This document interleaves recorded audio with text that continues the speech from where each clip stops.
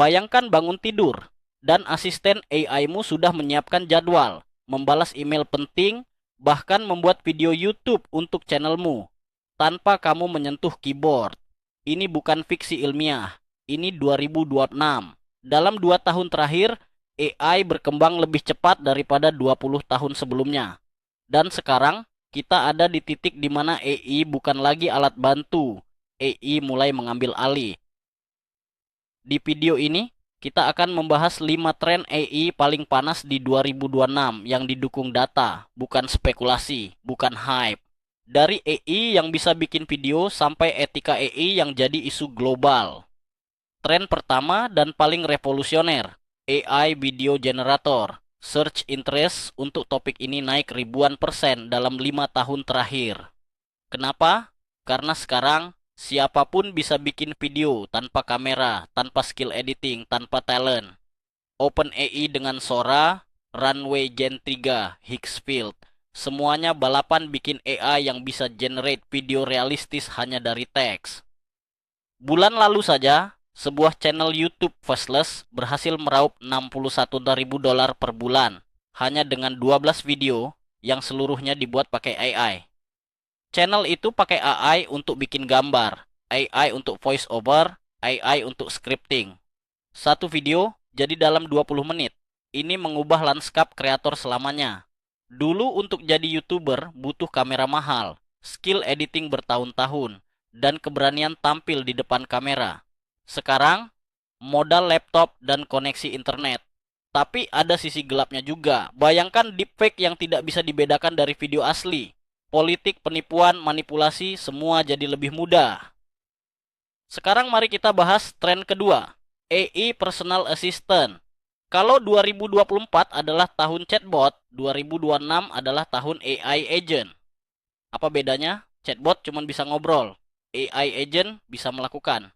Search growth untuk AI Personal Assistant mencapai 99 kali lipat alias eksplosif. Ini bukan sekadar asistensi suara seperti Siri atau Alexa versi lama. Ini agen digital yang bisa riset sendiri, browsing web, mengisi formulir, bahkan memesan tiket pesawat tanpa instruksi langkah demi langkah. Contoh nyata, Claude dari Anthropic sekarang bisa mengoperasikan komputer, klik, scroll, mengetik persis seperti manusia. Bayangkan kamu bilang, cari tiket termurah ke Bali akhir bulan ini. Dan AI benar-benar membuka browser, membandingkan harga, dan memberikan hasilnya. Microsoft, Google, dan startup-startup kecil, semua investasi besar ke AI agent. Kenapa? Karena potensi ekonominya luar biasa. Stanford HI dalam laporan AI Index 2026 menyebutkan bahwa AI agent akan mendefinisikan ulang produktivitas, tidak hanya untuk pekerja kantoran, tapi untuk semua orang. Tapi semakin pintar AI, semakin besar juga pertanyaan etisnya. Ini tren nomor 1 dengan pertumbuhan pencarian tertinggi. 9700% AI Ethics. Ketika AI sudah bisa membuat video, menulis esai, bahkan mendiagnosis penyakit, siapa yang bertanggung jawab kalau AI membuat kesalahan? Uni Eropa sudah mengeluarkan AI Act, regulasi komprehensif pertama di dunia untuk kecerdasan buatan. Amerika Serikat dan Indonesia mulai menyusul. Aturannya mencakup transparansi, larangan AI untuk social scoring, dan kewajiban label untuk konten AI generated. Yang menarik, ini bukan cuma isu pemerintah. Perusahaan besar juga mulai membentuk dewan etika AI internal. Google DeepMind, Microsoft, bahkan startup kecil sekarang punya AI Ethics Officer. Kenapa ini penting buat kamu? Karena apapun pekerjaanmu, kreator konten, programmer, marketer, kamu akan berhadapan dengan AI. Memahami batasan etisnya bukan lagi pilihan, ini keharusan. Mungkin kamu dengar istilah ini dan berpikir, cuma ngetik doang. Salah besar. Prompt engineering naik 700% dalam search growth. Kenapa? Karena cara kamu berbicara ke AI menentukan 80% kualitas hasilnya. Ini adalah skill baru yang muncul hanya dalam 2 tahun. Dan sekarang menjadi salah satu pekerjaan paling dicari. Gaji prompt engineer di Silicon Valley tembus 200.000 dolar per tahun.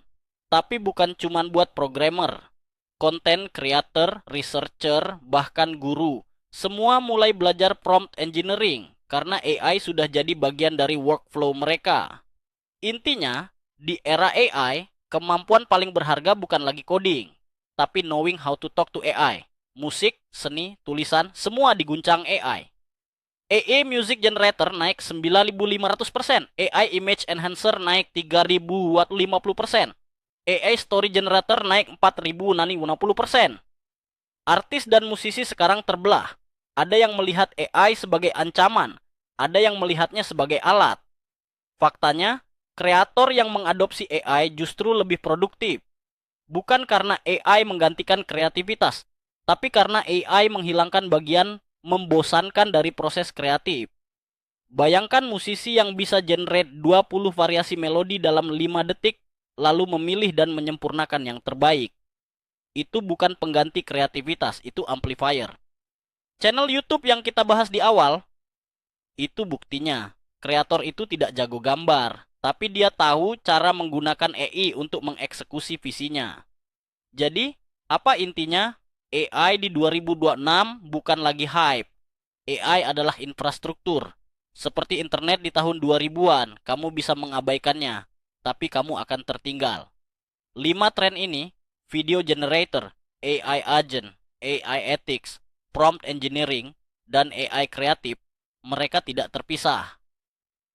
Mereka saling terhubung, menciptakan ekosistem baru yang akan mendefinisikan dekade ini. Pertanyaannya, kamu mau jadi penonton atau pemain? Kalau video ini bermanfaat, subscribe dan nyalakan lonceng. Kita akan bahas lebih dalam setiap minggunya.